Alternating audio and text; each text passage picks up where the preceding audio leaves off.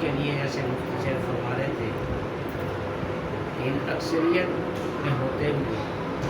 جو سیکولر ہیں اور سوچوں کے مالک ہیں، ان میں ایک مولانا فضل الرحمان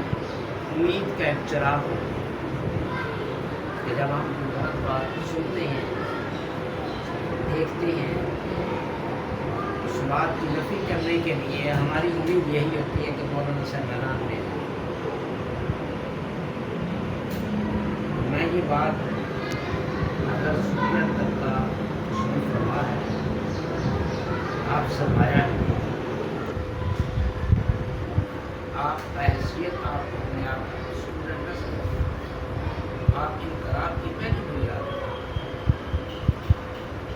تبدیلی ہمیشہ مقدموں سے آتی ہے۔ پاکستان کی تاریخ میں جب بھی